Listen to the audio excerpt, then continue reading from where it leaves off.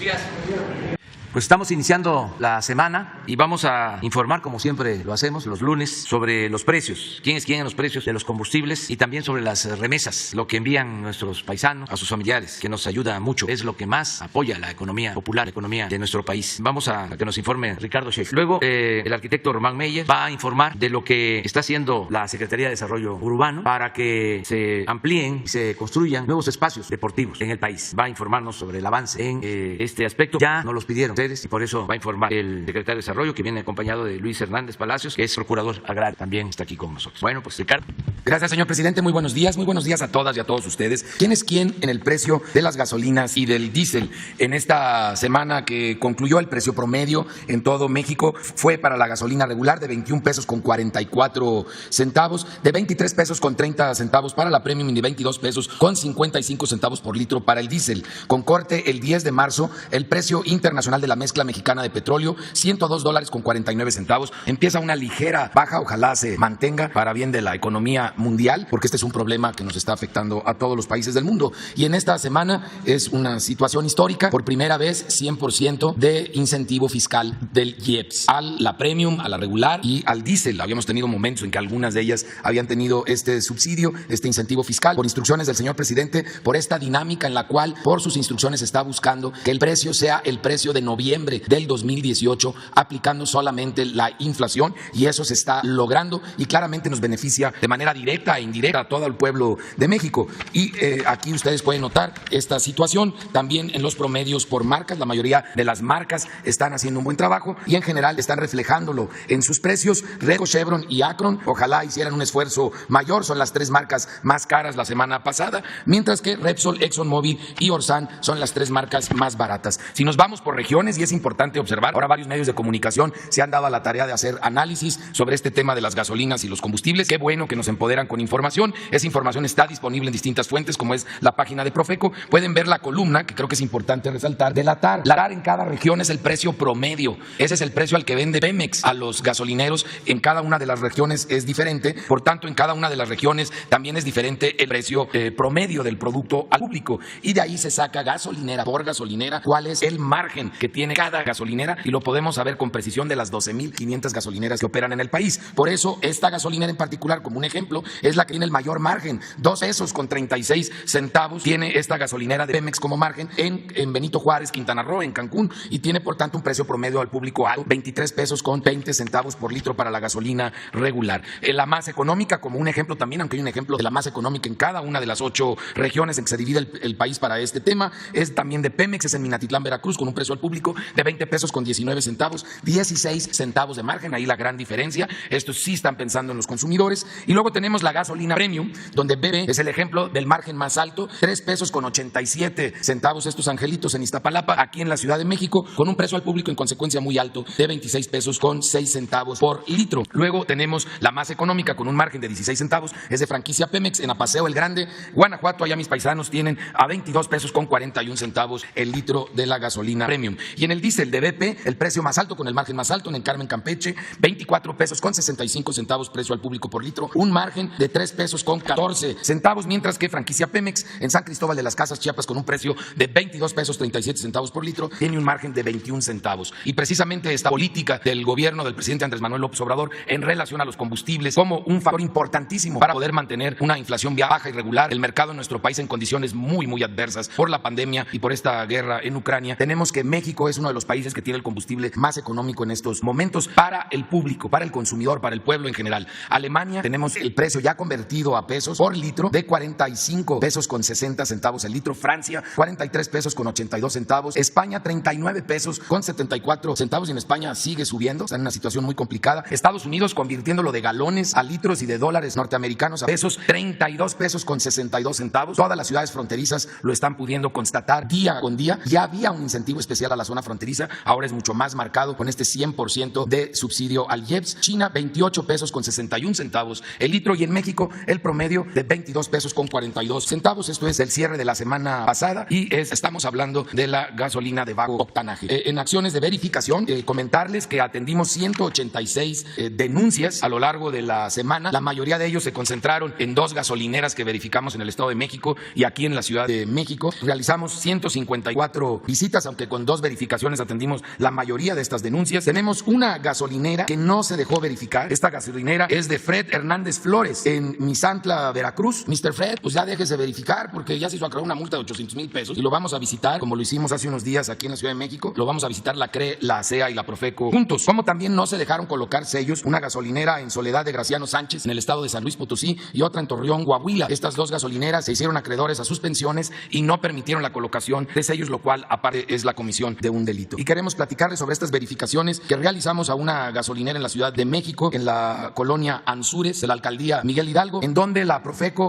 inmovilizó 20 instrumentos de medición, 20 bombas, y la ASEA, que ve los temas de impacto ambiental y de seguridad, clausuró la gasolinera, y la CRE puso en suspensión su permiso para vender gasolina. Esta gasolinera, que se volvió muy popular, lamentablemente para mal, en las redes sociales, pasadísimos de rosca, y pues ahora se van a divertir varios meses resolviendo todos los problemas que localizamos, tanto la CRE, la ASEA, como la Profeco, y lo mismo sucedió con una gasolinera en Naucalpan de Juárez, en el Estado de México, donde también encontramos serias irregularidades de parte de lo que cuidamos la ASEA, la CRE y la misma Profeco. ¿Cuál es el precio sin tomar en cuenta el margen más económico? Como lo pueden ustedes constatar en la app de litro por litro, la más barata para la regular, 19.89, es de Servifácil en Chinameca, Veracruz, y 19.89 de G500 en Minatlán, Veracruz. Las más caras para la regular de franquicia Pemex, 24 pesos con 12 centavos en Mascota, Jalisco. Otra vez estos señores de Mascota que siguen apareciendo ya casi 2 meses aquí, y 23 pesos con 69 centavos de franquicia Pemex en Arramberry, en Nuevo León. Esto es para la gasolina regular sin tomar en cuenta el margen como aparece en la de litro por litro.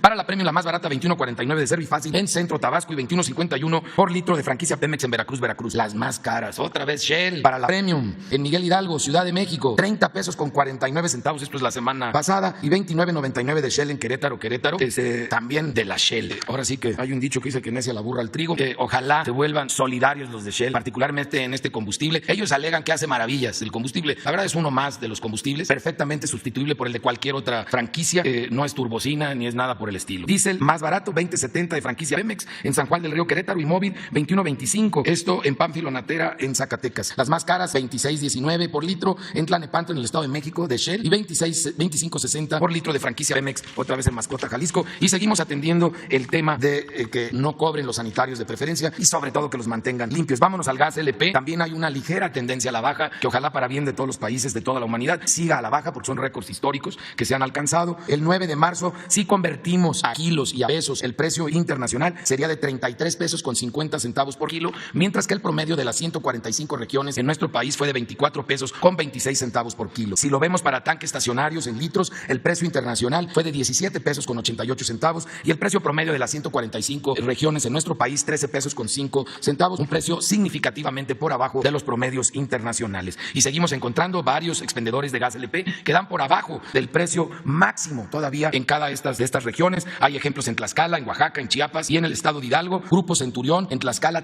11 pesos con 68 centavos por litro, cuando el precio promedio en esa misma región es de 12 pesos con 37 centavos. Y también tenemos ejemplos para cilindros de gas en los estados de Oaxaca, de Hidalgo, de Guanajuato, de Jalisco, de Nuevo León y de San Luis Potosí. Uno Flama Azul en San Andrés, en Oaxaca, 22 pesos con 7 centavos el kilo, cuando el precio promedio es de 24 pesos con 48 centavos por kilo. Y en verificación de gases de B, realizamos 803 verificaciones, sancionamos a 10 porque tuvieron problemas con sus vehículos, los medidores de los vehículos, los medidores del gas, por lo cual inmovilizamos 10 unidades, que fue el 37% de las unidades verificadas, y encontramos un porcentaje relativamente alto de cilindros que sacamos del mercado por estar en mal estado, el 6.3%. Vamos ahora a quién es quién en los 21 productos de la canasta básica. Los productos de la canasta básica, estos 21 productos en las 4 regiones, y otra vez lamentablemente no son aliados de los consumidores. Soriana vuelve a ser el más carero en todo el país en las 4 regiones. En la zona centro de México, Soriana Hiper en Lerma, en el Estado de México, esta canasta la tiene en 1,007 pesos con 50 centavos, mientras que en la central de abastos de Iztapalapa, aquí en la Ciudad de México, que es el más barato de todo el país, 806 pesos con 43 centavos, los mismos 21 productos, precios al menudeo. En la zona centro-norte, Soriana en Tangamanga, San Luis Potosí, 1,034 pesos con 30 centavos esta canasta, mientras que la central de abastos de Durango la tienen 795 pesos. Y, por ejemplo, Chedraui en Tonalá, Jalisco, en 917 pesos con 60 centavos.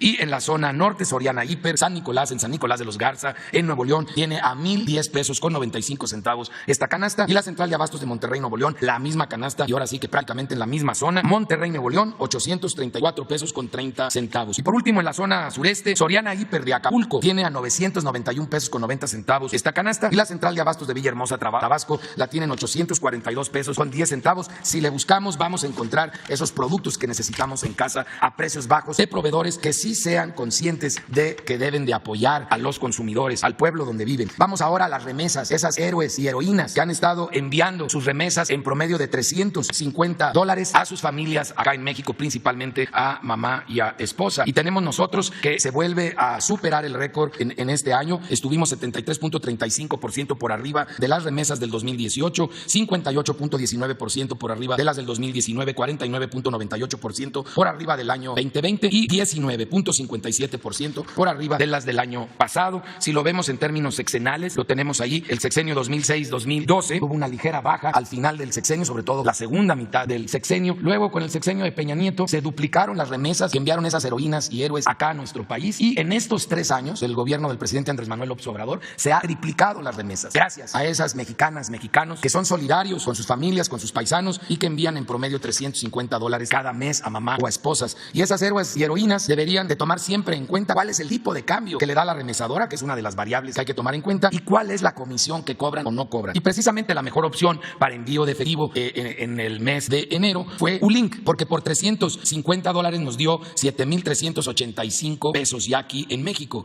y lo hizo porque no cobra comisión, es de $0, y el promedio del tipo de cambio para ese mes fue de 21 pesos con 10 centavos. La peor opción fue Western Union, para que lo eviten. ¿Por qué? Porque está cobrando $8 de comisión y el tipo cambiario es mucho más bajo, 20 pesos con 47 centavos. Y si es depósito a cuenta, Ulink te da los mismos $7,385 porque no cobra comisión en el mismo tipo de cambio de 21 pesos con 10 centavos por dólar, mientras que la peor opción fue Cloud Transfer Services, que cobró una comisión de $10 estos angelitos y un tipo de cambio muy malito de 20 pesos con 70 centavos. Por eso nos dieron 7,038 pesos por los $350. Y ustedes allá deciden a quién le van a mandar el dinero, pero también en dónde lo va a ir a recoger. Y Telecom es una muy buena opción, con 1,730 sucursales en todo el país, cubre 1,210 municipios. El mejor horario lo tiene OXXO, con 19,146 opciones en donde ir, y también hay la igual de condiciones en muchas otras opciones que tiene nuestro país. Pero lo más importante es la decisión que toman en los Estados Unidos, porque ahí determinan el tipo de cambio y la comisión a pagar. Acá todos son iguales, no cobran comisión, y el tipo de cambiario ya se definió en los Estados Unidos cuando hicieron la remesa. Aquí es solamente por ubicación, por eso el municipio es muy pequeño. Telecom tiene las mejores ubicaciones. Muchas gracias. Muchas gracias, señor presidente. Muy buenos días, compañeros y compañeras. Daremos un breve resumen de los avances del programa de mejoramiento urbano con un enfoque en materia deportiva. Siguiente lámina. Quisiéramos recordar cuáles son los 3 objetivos: el incremento de bienestar en las propias comunidades donde hacemos las intervenciones; segundo punto, la inversión de obra pública; y tercer punto, la generación de empleos. ¿Cuáles son las 4 vertientes del programa? La primera son infraestructuras y espacios públicos, que una de sus componentes es la parte deportiva, que es la que vamos a hablar el día de hoy. El segundo, apoyo directo de mejoramientos y vivienda nueva por parte de la Comisión Nacional de Vivienda. El tercero, entrega de escrituras públicas por parte del Instituto Nacional del Suelo Sustentable. Y por último, la actualización de los programas de desarrollo urbano municipales, los que dictaminan qué se debe de construir y qué no se debe construir en cada uno de los municipios. Siguiente lámina. Estos son los datos globales que tenemos al día de hoy. Más de 100 municipios intervenidos en estos primeros 3 años del programa, 24 entidades, 751 obras en total, más de 191,000 viviendas, 71 planes municipales, 27,000 escrituras públicas y un total de más de 300,000 empleos generados a través del programa. Esto, si lo pudiéramos nosotros poner en metros cuadrados, estamos hablando de 5.7 millones de metros cuadrados, lo equivalente a más de 300 zócalos de la Ciudad de México, con una población beneficiaria de 5.3 millones de personas, tomando en consideración 750 metros de distancia de las intervenciones. Ese es el radio de actuación que estamos tomando en consideración, y hoy en día tenemos un total de 28 reconocimientos y menciones nacionales e internacionales en materia de diseño y proyectos arquitectónicos. Siguiente lámina. Esta es una lámina que nos resume en los primeros 3 años el total de los componentes. De educación y cultura tenemos 145 intervenciones, calles 193, en materia de salud 23 unidades, en temas deportivos 126, espacios públicos 222 y comercio, esto quiere decir mercados públicos, un total de 41. Ahora, aquí tenemos en la mano derecha el total de canchas deportivas, 21, módulos deportivos 82 y unidades deportivas 55, un total de 158 espacios que tienen diferentes componentes en materia deportiva, 93 municipios, 21 estados, un total de inversión de 4,300 millones de pesos, o lo equivalente a 1.7 millones de metros cuadrados en materia deportiva. Siguiente lámina. Tenemos lo que corresponde al primer año. Empezamos en el 2019 con un enfoque particularmente en la frontera norte. Teníamos en ese entonces 24 municipios, 11 estados. Tenemos más de 1,000 millones de pesos, casi 1 millón de metros cuadrados, 17 canchas deportivas, 30 módulos, 17 unidades deportivas. Un total de 36 espacios. Siguiente. Aquí tenemos algunos ejemplos del tipo de equipamiento que realizamos en el primer año del programa. Un polideportivo en Mexicali, centro deportivo en Los Cabos, tenemos también en Tijuana y una alberca olímpica en Ciudad Acuña. Siguiente lámina. 2020. En el 2020 dejamos lo que corresponde a la frontera norte, nos empezamos a concentrar más en el centro sur del país. 20 municipios, 10 estados, 1.100 millones de pesos, casi 600,000 metros cuadrados de equipamiento, una cancha deportiva, 29 módulos deportivos y 7 unidades. Un total de 37 espacios. Recordar que cada uno de estos espacios tiene diferentes componentes deportivos. Siguiente lámina. Aquí algunos ejemplos. Tenemos Campeche, Ecatepec, Texcoco, Progreso. Son diferentes espacios públicos, unos ejemplos, algunas fotografías. En la siguiente lámina tendríamos el resumen de las acciones del 2021, el año pasado. Aquí hubo un incremento importante en materia de intervención a través del programa de mejoramiento urbano y también, obviamente, en la parte deportiva. 32 municipios, 2 estados, 2.200 millones de pesos y más de 2 millones de metros cuadrados en materia deportiva. Particularmente tenemos una concentración importante en Baja California, Sonora, el Estado de México, en las inmediaciones del aeropuerto Felipe Ángeles y lo que corresponde en las inmediaciones del corredor del Tren Maya. Tenemos estas 3 canchas, 23 módulos deportivos, 29 unidades deportivas. Siguiente lámina. Algunos ejemplos. Tenemos un parque lineal en Tecámac, tenemos Teapa, Tabasco, el Parque Papagayo, que ya lo entregamos con la gobernadora hace un par de semanas, y lo que corresponde el primer bachillerato tecnológico en materia de béisbol en Hermosillo, Sonora. Siguiente lámina. Ahora, lo que tenemos al día de hoy son los primeros ejercicios. En el 2022 nos estamos concentrando en el Istmo de Tehuantepec, es donde estamos haciendo las inversiones del programa de mejoramiento urbano en equipamiento, espacios públicos, acciones de vivienda, regularización y la actualización de los programas municipales. Es de donde hoy en día estamos ya trabajando. Tenemos un avance aproximadamente del 10% de estas obras y estos equipamientos en el Istmo de Tehuantepec. En la siguiente lámina tenemos ya una lámina resumen. Esta es, digamos, la lámina más importante. Tenemos un total de aproximadamente 640 equipamientos deportivos en sus diferentes modalidades. Tenemos 255 canchas de usos múltiples, en atletismo 26 espacios, en fútbol 160 espacios prácticamente, básquetbol 51, voleibol 21, béisbol 49, natación 7 equipamientos, en ciclovías tenemos un total de 10, skate parks tenemos 33, que es un deporte mucho en materia, digamos, urbana, y frontón tenemos 9 equipamientos. Tenemos un total de 3 millones de beneficiarios, tomando en consideración un radio de 750 metros lineales desde estos equipamientos deportivos. Las viviendas que caben en este radio de circunferencia son un total de 3 millones de beneficiarios. Casi estamos logrando en este punto los 2 millones de metros cuadrados de espacios deportivos. Y bueno, pues esto es, digamos, el resumen que tendríamos de hoy, un resumen muy puntual del avance del programa de mejoramiento urbano y cuáles son los resultados que hemos tenido al día de hoy a nivel nacional en materia deportiva. Un total de 640 equipamientos dentro de los primeros 3 años de gobierno al día de hoy. Sin más, con esto terminaríamos, señor presidente, y un breve video al respecto. Muchas gracias.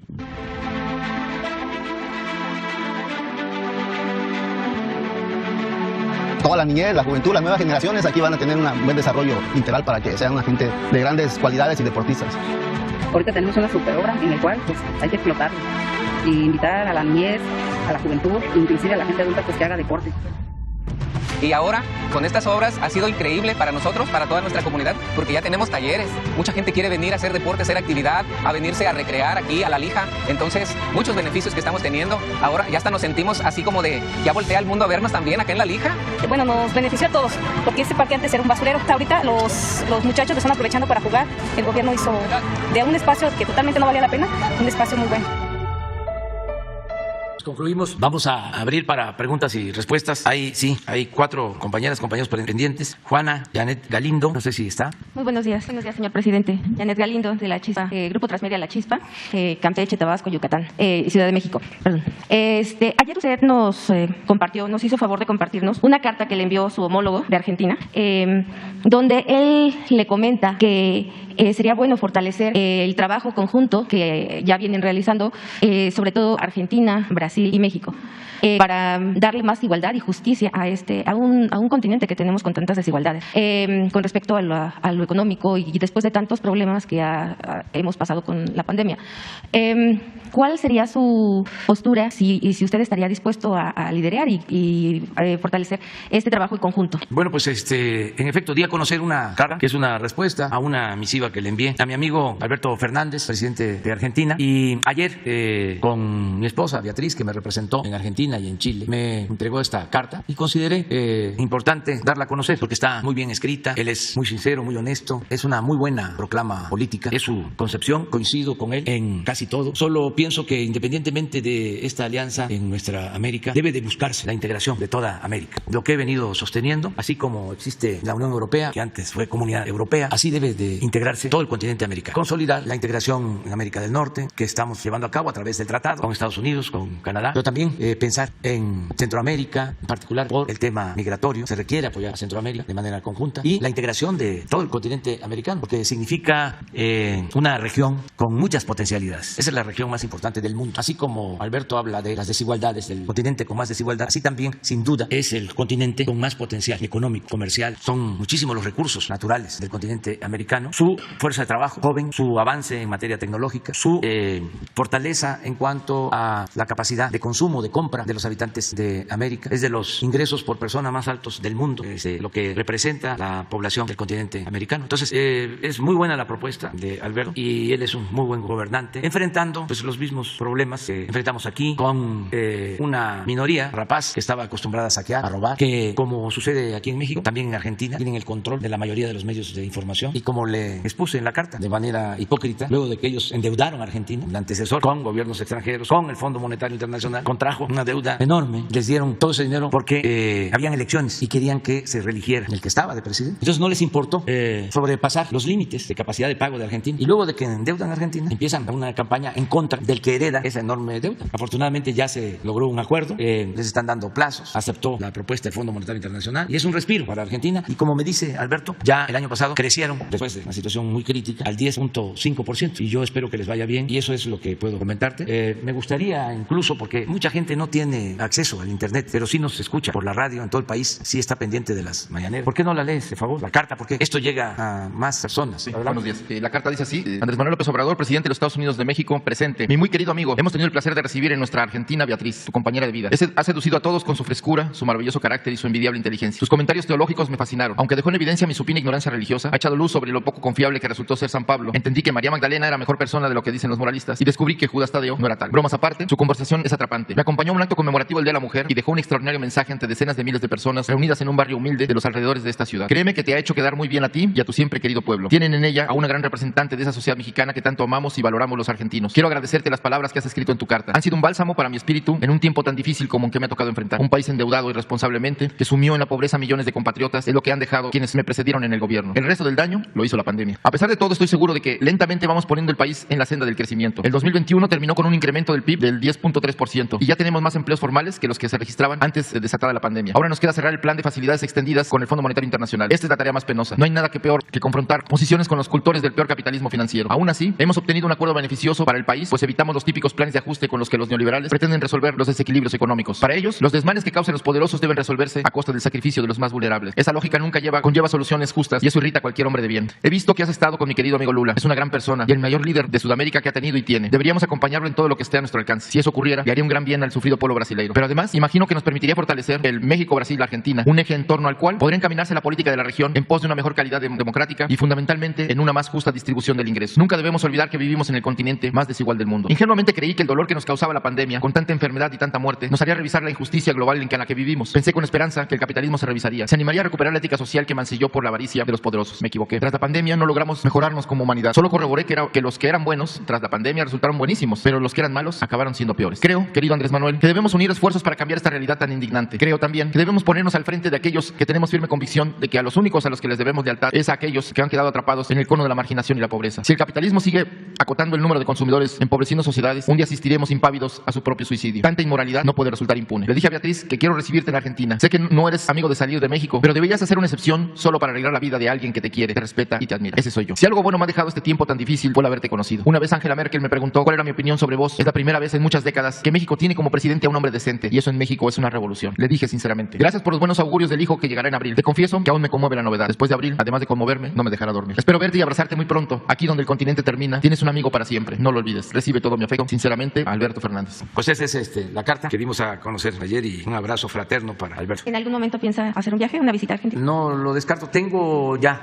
programado un viaje a Centroamérica y el Caribe. Vamos a estar en El Salvador, en Honduras, en Guatemala, en Belice y vamos a estar también en Cuba. Esto en el mes de mayo. Vamos a hacer este viaje. Y en junio es probable que estemos en Los Ángeles, o sea, en un encuentro en el que va a estar el presidente Biden. Ese es el plan. Y sí me gustaría ir a Cono Sur, nada más que por ahora esto es lo que tenemos en programa. Okay. En otro tema, estamos a menos de una semana de entregar una obra muy importante.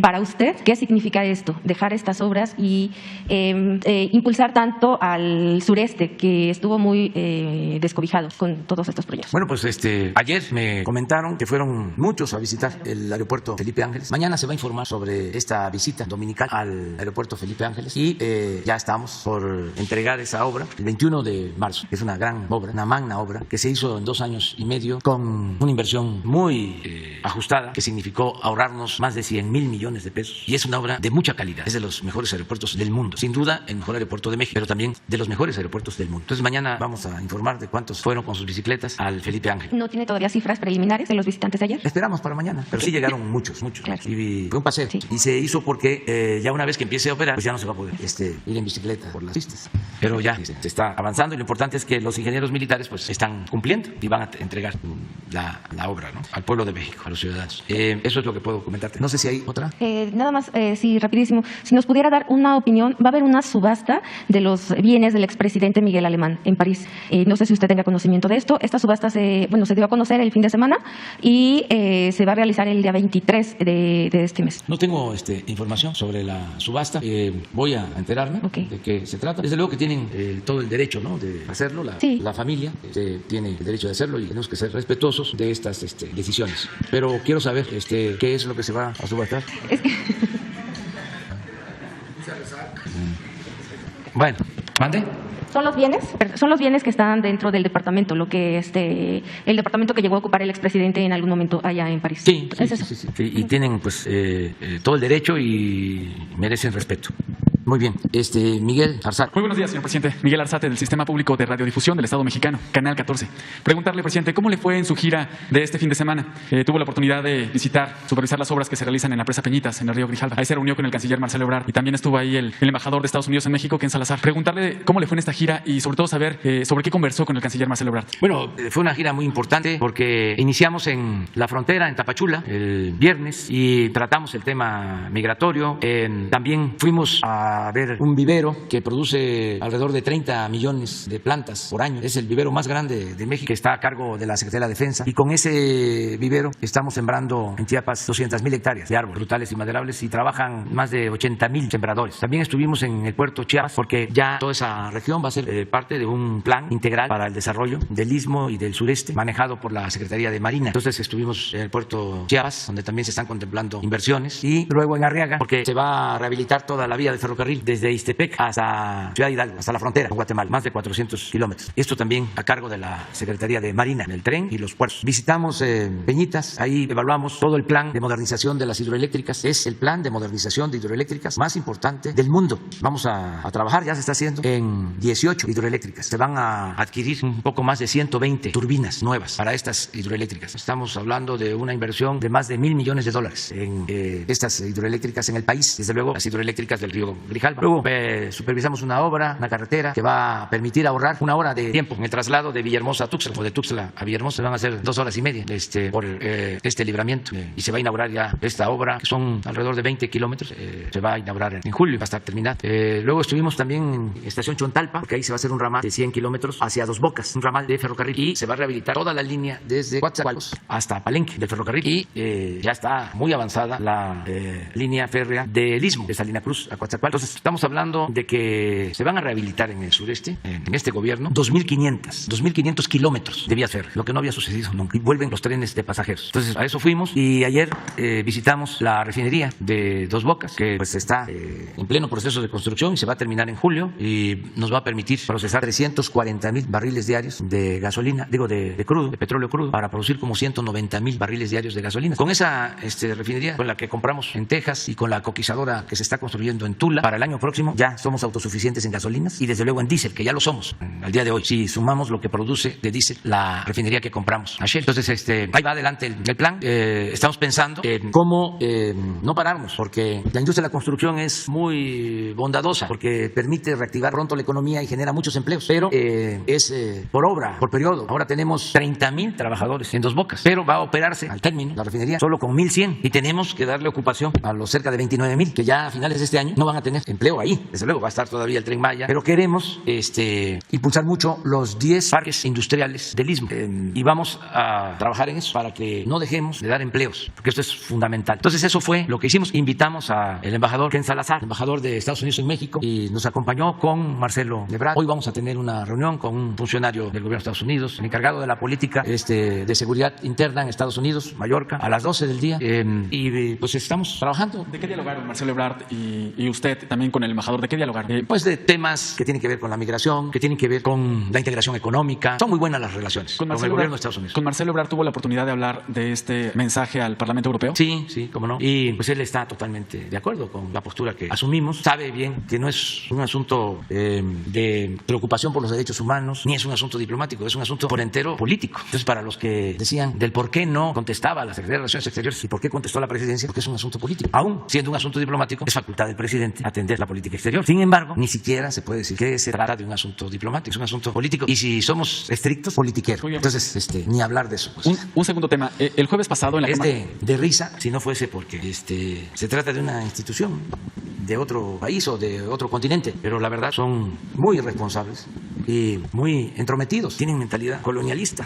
Ok, presidente, muchas gracias, de verdad. Un segundo tema, el jueves pasado en la Cámara de Diputados se aprobó una propuesta de decreto para poder poner en claro qué es la propaganda gubernamental, con la intención de que los funcionarios públicos puedan hablar sobre la consulta de revocación de mandato y otros procesos, si es que se aprueba. Esta propuesta pasó al Senado, pero de aprobarse, podría la consulta de revocación de mandato tener mayor difusión. Algunos legisladores pronunciaban, decían que el INE no promueve ni deja promover. Preguntarle concretamente, presidente, ¿usted considera que debe de promoverse más la consulta de revocación de mandato? Claro que sí, y además así lo establece la Constitución. Y el INE, con todo respeto, sin el ánimo de polemizar, está actuando de manera antidemocrática y están violando la Constitución en la letra y en el espíritu, porque no quieren que se sepa de que va a haber una consulta, un ejercicio democrático. Es una paradoja. Un instituto que debe de promover la democracia está en contra de la democracia. No quiere que nadie se entere, para que nadie participe, que es lo que desea el bloque reaccionario y conservador. Entonces ellos están tomando partido, no están actuando como demócratas ni como auténticos jueces. Es realmente lamentable y muy cínico, porque ni los medios de información, nada, no hablan. Imagínense la importancia que tiene el que se pueda llevar a cabo una consulta para que el pueblo decida si quiere que continúe el presidente o que renuncie. Es un hecho inédito. Es reafirmar que la soberanía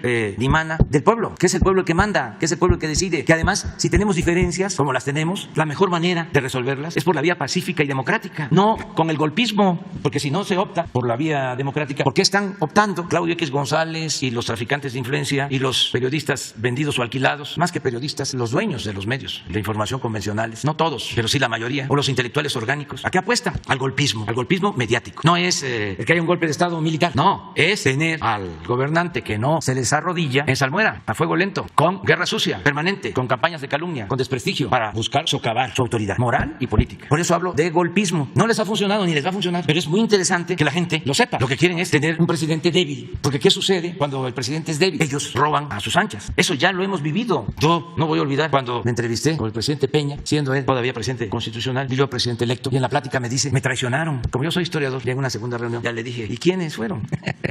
Pues para saber, pues ya me dijo, pero eso no tengo por qué darlo a conocer. Eso investiguen ustedes, que son mirones profesionales. Sí, que les dio todo. Les condonó impuestos, les dio contratos y lo traicionaron. Porque, no sé si se acuerdan, los medios apoyaron al presidente Peña, lo elevaron a rango supremo con lo mediático. Eso no se debe de olvidar, sobre todo los jóvenes, porque ya de estas cosas no, se sabe mucho. Además, siempre dicen nuestros adversarios, sobre todo los del pensamiento conservador, los que no nos quieren, eso es pasado, ya no.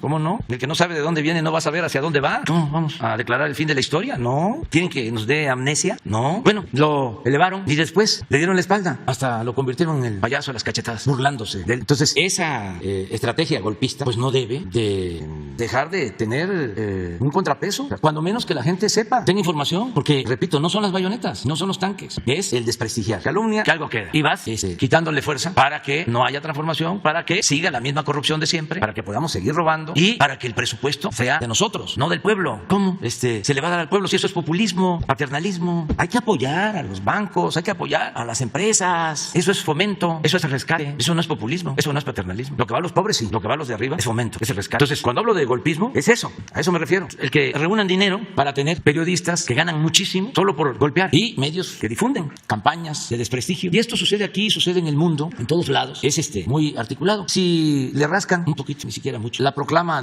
o el pronunciamiento o la condena de los diputados de Europa sale de aquí. Tiene que ver con Claudio, con Aguilar Camín, con Krause, con los miembros de aquí, que tienen una acción desplegada, ¿no? Los del bloque conservador, porque creen que con eso ya van a lograr sus propósitos. Se les olvida de que ya hay una nueva realidad. Y repito, no se puede poner vino nuevo en botellas viejas. Ya no, eso no funciona.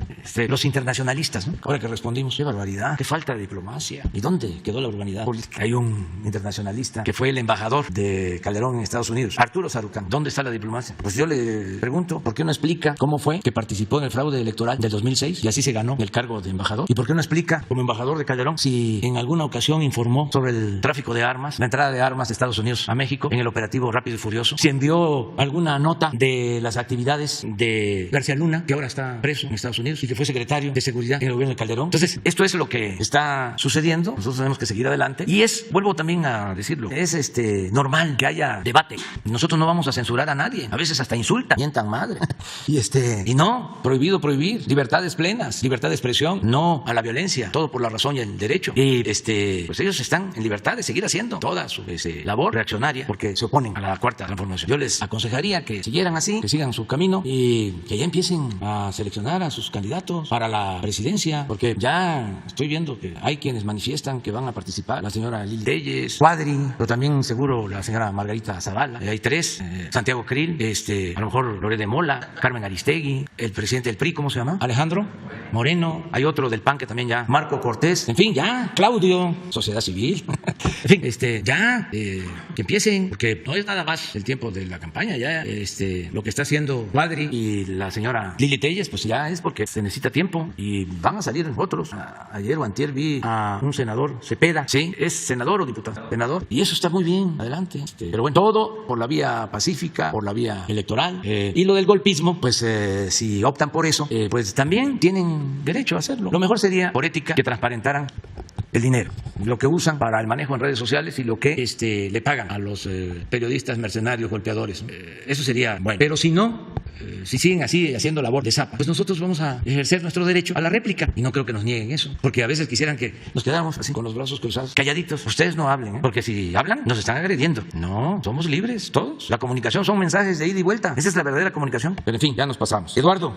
Buenos días, señor presidente. Buenos días, miembros del gabinete. Eduardo Esquivel Ancona, SDP Noticias. Señor presidente, yo le quisiera preguntar qué opinión tiene sobre las declaraciones de José Manuel Álvarez Bueno, el canciller español, que dijo que España estaba de acuerdo con las reformas, sobre todo la reforma eléctrica, pero siempre y cuando no fueran retroactivas esas leyes y los derechos, yo entender, los derechos conquistados por las empresas españolas en México no se afectaran. Entonces, y que las empresas españolas, que son más de 6,000 que invierten aquí en México, no deberían de estar bajo sospecha porque siempre han respetado la ley, pero yo creo que él tiene malos datos este canciller español, porque pues, si bien es cierto, la mayoría de las inversionistas sí cumplen con la ley mexicana. Hay empresas como Iberdrola, que está comprobado que en el pasado, como usted dice, que hay que saberlo, cuando fue secretario de Energía Felipe Calderón y en la CRE estaba Dionisio Pérez Jácome, le dieron ilegalmente concesiones para comercializar entre privados la luz, que estaba prohibido en ese entonces por el artículo 27 constitucional.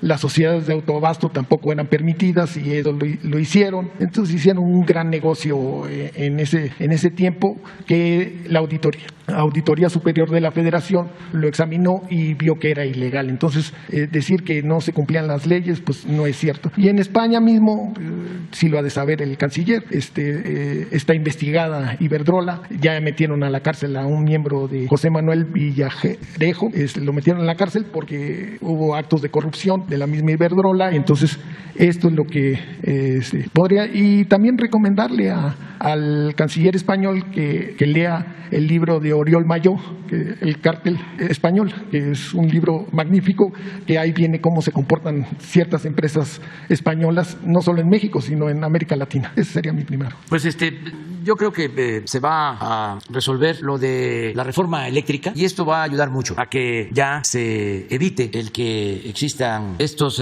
absurdos, las injusticias que se permitieron para favorecer a empresas extranjeras, como es el caso de Iberdrola. Yo creo que por eso es importante que se apruebe la reforma eléctrica, porque se evita que haya abusos. Por ejemplo, todas estas llamadas sociedades de autoabasto, se entiende que alguien pone una planta, ya sea con el uso del viento, del sol, del gas, y que lo que produce es para su negocio, para la luz que consume en su empresa, en su comercio. Pero esto no es así. Lo que hicieron fue crear una empresa y todos se volvieron socios de Iberdrola. Se convirtió todo en un monopolio y ya todo era autoabasto. Y esto significa pagar menos por la luz que lo que paga la familia o el consumidor doméstico. Todas estas trampas las va a quitar si se aprueba la reforma eléctrica. Y lo mismo lo de litio, no lo olvidemos, aunque todo está en lo de la luz, pero la reforma también contempla que el litio sea explotado por la nación en beneficio de México, que no sea explotado por empresas extranjeras, porque se trata de un mineral estratégico para el desarrollo de los países. No se va a poder sustituir el petróleo si no hay un desarrollo de litio para la producción de energías alternativas. Entonces, todo eso es lo que comprende o lo que incluye la reforma eléctrica. Y los legisladores, diputados y senadores, son los que van a decidir. Y es muy interesante porque también es un emplazamiento para ver quiénes están a favor de la Comisión Federal de Electricidad, que es una empresa pública que da el servicio desde hace mucho tiempo y que se propone no aumentar las tarifas, y por eso esta reforma, o qué legisladores están a favor de Iberdrola o de Repsol o de las empresas extranjeras. Ahí se va a ver con mucha claridad. Nada de que es que consideramos que sí está bien la iniciativa, pero debe entrar en vigor a partir del 2030.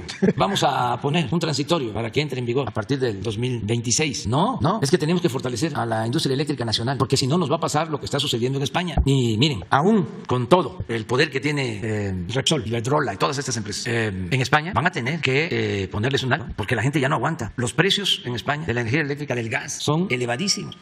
Hay familias de escasos recursos económicos que están lavando ropa en la noche, porque es cuando les cobran menos por el gas, por la energía eléctrica. No pueden usar calefacción con el frío. Entonces, por más que los gobiernos apoyen a estas empresas, van a tener que tomar decisiones. Entonces, nosotros no queremos eso, ¿no? Y como se enojan mucho, ¿no? Y no deben de insultar a los adversarios. No hay que perder el sentido del humor. ¿Qué nos dicen ahora que vienen de Estados Unidos a cargar gasolina a México? ¿No que sí va a ir el precio de la gasolina hasta las nubes? ¿Por qué no pones otra vez el cuadrito del costo de la gasolina? Ya le voy a pedir a Krause que ya se venga acá, que está más barata la gasolina, que ya no esté viviendo en Estados Unidos.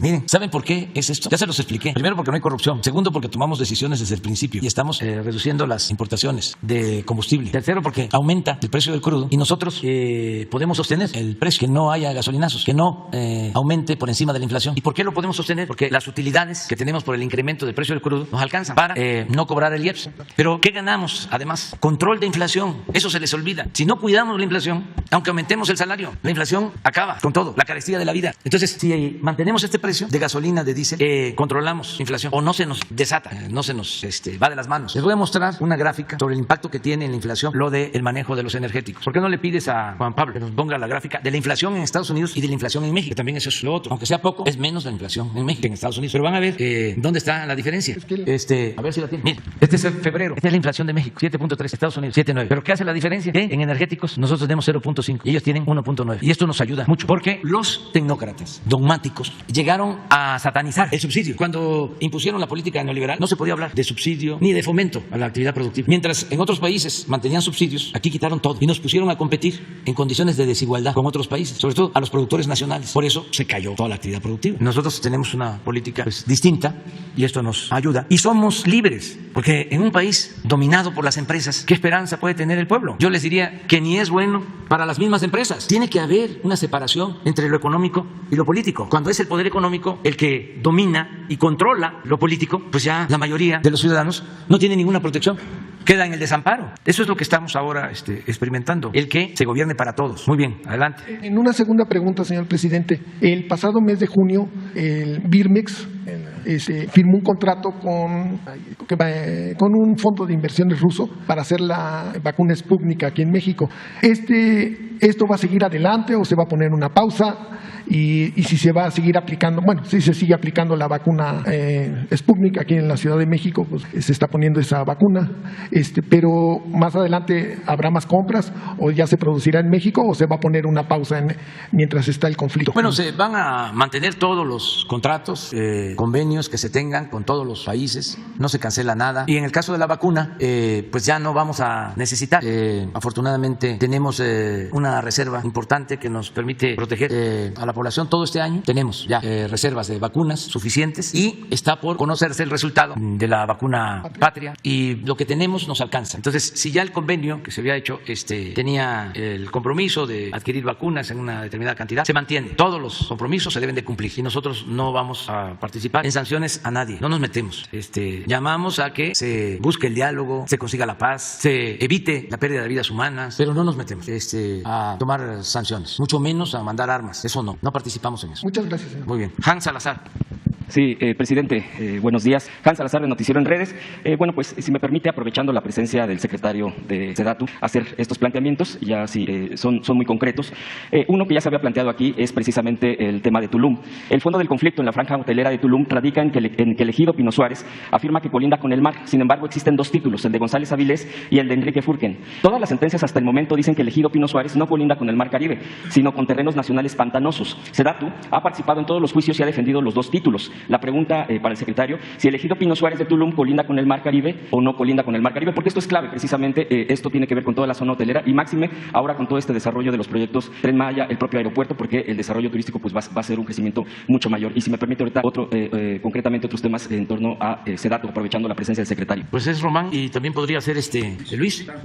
Bueno, en relación al ejido, la información que tenemos y que le pedí yo al procurador que tome lugar aquí en el estrado, el ejido no colinda con el mar. Sin embargo, bueno, pues prefería yo cederle la palabra al procurador para que pueda hacer una mención particular del procedimiento, porque recae en un proceso jurídico que toma tiempo considerable. Muchas gracias. Con su permiso, señor presidente. Es un tema muy importante.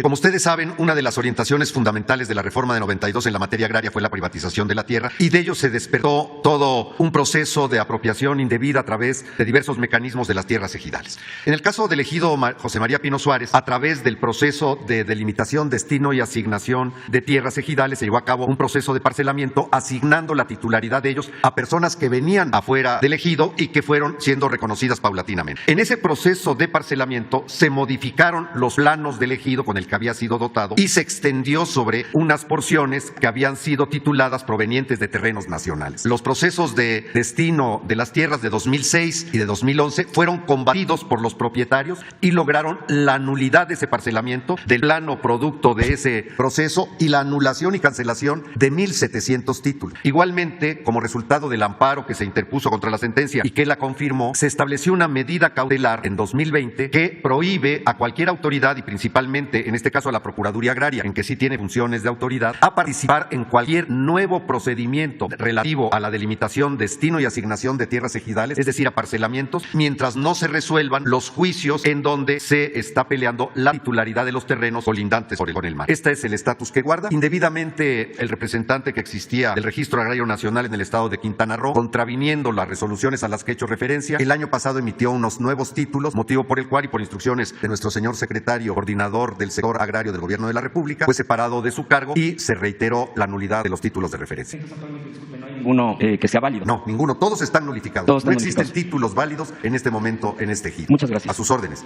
Gracias.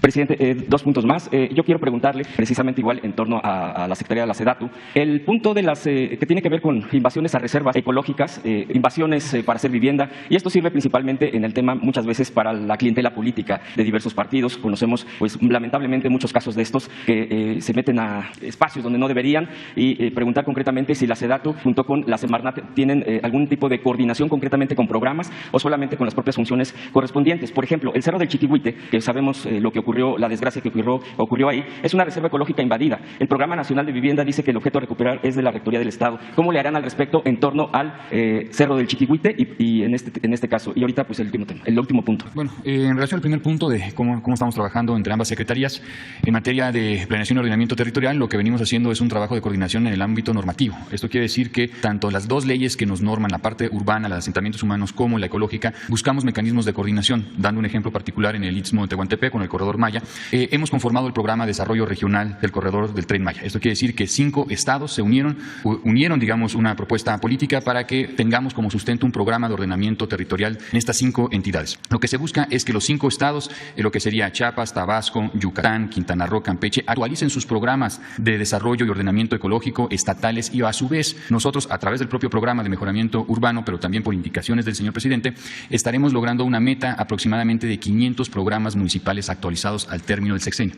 Este es un trabajo que no tiene precedentes en materia de planeación en este país. Esto nos va a permitir exactamente poder atender estos puntos, ya sea el Chiquihuite u otro, porque no es el único caso, son muchos casos a nivel nacional, donde quede claramente plasmado en los programas de desarrollo urbano municipales, que son los que dictaminan los usos, los que llevan estos usos y que los ingresan en cabildo y que los ingresan en los registros públicos de la propiedad, que se encuentren actualizados. También, obviamente, tiene que haber un refuerzo, una política pública clara y contundente de no dejar que esto pase. Un caso en particular, como el caso de Tulum, donde la propia Semarnat presentó un juicio de amparo en contra de la nueva propuesta de programa de desarrollo urbano municipal, el cual hoy en día se encuentra frenado. Entonces, son este tipo de acciones, pero lo que nosotros queremos dar a entender es que trabajamos coordinadamente, que tenemos un presupuesto que nos han autorizado para que al término del sexenio podamos actualizar 500 programas municipales que se ingresen a cabildo y que se ingresen en el registro público de la propiedad, dejando muy claro dónde sí y dónde no se puede urbanizar. Cuáles son esos lagunas, esos mares, esas tierras, esos cenotes, todo lo que sería esos manglares que no se pueden urbanizar, que queden claramente especificados en los programas de desarrollo urbano municipales. Y del Chiquihuite sí habrá esa reubicación, ¿verdad? ¿Se está llevando a cabo? Del Chiquihuite tenemos ya trabajo en coordinación por parte de la Secretaría. Estaríamos en las próximas semanas, meses, yo creo, viendo la posibilidad de si se pueden implementar apoyos de vivienda en la zona. Gracias. Por último, presidente, el día de ayer tuvimos la oportunidad de asistir al Aeropuerto Internacional, a la AIFA, a la apertura precisamente del paseo ciclista, pero también del paseo peatonal, porque hubo un evento ahí. Nos dimos cuenta que prácticamente se están afinando los últimos detalles en el tema de diversas vialidades. Hay puentes, hay avenidas, el tema del transporte, el Mexibus, bueno, en este caso que tiene que ver con el Estado de México. Y también por eso quiero concretamente en el punto de la construcción del tren suburbano, que es el que va a conectar de Buenavista al aeropuerto. Hay un punto, y quisiera preguntarle en ese tenor, de Tultitlán a Buenavista y hacia el AIFA, están pidiendo, de hecho tenemos el dato de que están paradas las obras porque hay una inconformidad de vecinos, ya que están solicitando la elevación del tren, de esta ruta, en 2.3 kilómetros, estación Agaves a Avenida del Trabajo, Colonia 10 de Junio. Esto tiene que ver, nos están explicando porque fuimos a campo, en torno a que la división que se haría si va por abajo la vía, estarían afectando y dividiendo ahí la comunidad o las comunidades que se encuentran en esta zona, y habría afectaciones diversas en el tema, incluso porque ahí pasan también tubería de Pemex, tiene que ver con el tema también del tráfico, tiene que ver con el tema de la división de estas comunidades y más complejidad en la movilidad. Concretamente, presidente, quisiera yo preguntarle si esto usted tiene de conocimiento y qué respuesta pudiera tener, porque dicen que a la fecha no han tenido ninguna respuesta, y creo que, bueno, de acuerdo a todo esto que se está planeando en esta zona del Valle de México, pues sería muy importante. Y ya por último, presidente, quiero comentarle que de acuerdo a lo que aquí se planteó, esto no es una pregunta, nada más es un comentario, una aclaración, a lo que aquí se planteó en días pasados respecto a solicitar información, pues yo al INE ya le solicité la información al SAT sobre la lista de empresarios periodistas que tienen deudas con el Servicio de Administración Tributaria, tomándole la palabra, así de que, bueno, pues esperaré nada más la respuesta del SAT de los nombres y montos de periodistas, medios de comunicación y empresarios que tienen grandes sumas de dinero en cuestión de deuda. Muy bien. Sería todo. Bueno, pues cuando tengas respuesta, nos informas. Y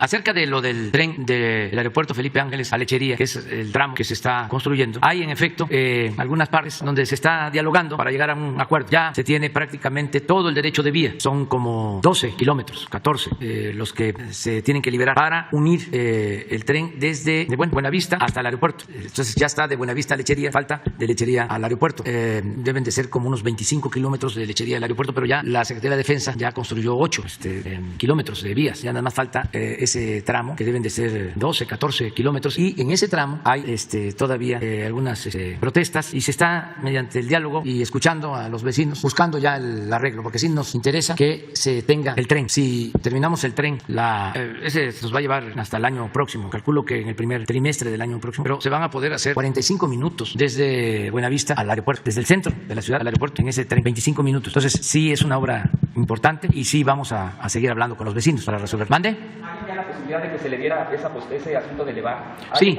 se está analizando. Se está analizando, sí, todo lo que convenga. Y por lo general, la gente se ha portado muy bien en todas las obras que estamos haciendo. Sí. Imagínense, 1.500 kilómetros del Tren Maya. La gente contenta. Y han ido los coyotes, los representantes de la delincuencia de cuello blanco, los conservadores corruptos, a verlos para ofrecerles amparo. Y la gente, no. En Tabasco, Chiapas, Campeche, Yucatán, Quintana Roo. Pero lo mismo en el aeropuerto, la construcción. Al contrario, ellos vendieron parte de sus tierras, como 1.500 hectáreas. ¿Y de dónde salieron los amparos? De Claudio, ¿cómo se llama? El que fue ministro de la Corte, que apoyaba a todo, sí, cuando estaba ahí. Cosío, José Ramón Cosío, ¿qué cosa fue de lo que aprobó? Bueno, hasta lo de ABC, ¿no? O algo, una resolución de ese tipo. Pues ellos son, pero la gente no, y les estamos cumpliendo. ¿Por qué no les informas de lo que se está haciendo alrededor del aeropuerto? Bueno, creo que está una de las láminas, que es las acciones del 2020, viene muy simplificada, pero en términos generales, a través del programa de mejoramiento urbano, intervenimos 7 de los 8 municipios colindantes. El último, que está en Hidalgo, lo haremos también el próximo año, pero hemos hecho una inversión importante, y lo mismo que son equipamientos, espacios públicos, acciones de vivienda, regularización de tenencia del suelo en las colonias aledañas al aeropuerto. Esto es parte de los programas que hemos venido realizando en el programa de mejoramiento urbano, reforzando los proyectos de desarrollo regional del gobierno federal, ya sea el aeropuerto Felipe Ángeles, ya sea el corredor del Istmo de Tehuantepec, como ustedes vieron en la última lámina, un conjunto de puntitos, que es donde acabamos de ya iniciar las obras públicas, o el corredor del Tren Maya.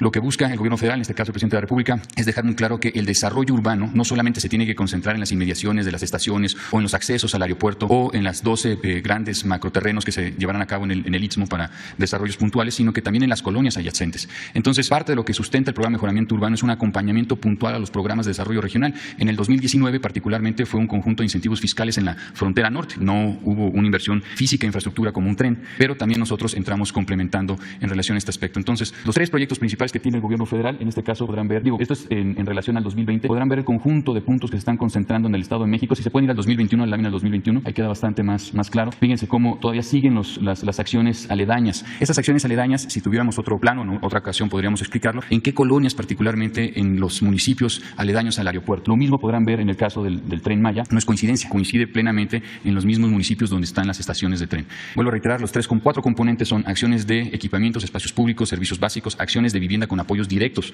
por 35,000 pesos, mejoras o ampliaciones 90,000 pesos viviendas. Hoy en día ya tenemos más de 200,000 acciones a lo largo del país, beneficiando casi a 1 millón de habitantes. Tenemos lo que corresponde al tema de regularización de tenencia del suelo y lo que comentaba el compañero, la actualización con un fundamento técnico, ecológico, sobre los programas de desarrollo urbano municipales, que son los que dictaminan los usos de suelo donde se entregan los permisos de construcción. Son las acciones que venimos realizando. Gracias. Bueno, ya vamos a terminar. Ya. Miren, mañana ustedes 2, 3, 4 y 5, 6 allá. Sí, por favor. Ya, así lo hacemos. Ustedes 2, 3. Sí, acuérdense que Sí, pero ahora no, ya no se puede. Ya, pero si te quedas, pues mañana. Muy bien, nos vemos mañana. ¿Cómo? Pues migración, frontera sur, frontera norte, los programas de cooperación para el desarrollo, aduanas, todo lo que tiene que ver con la relación México-Estados Unidos. Sí, mañana, entonces, ya no se puede.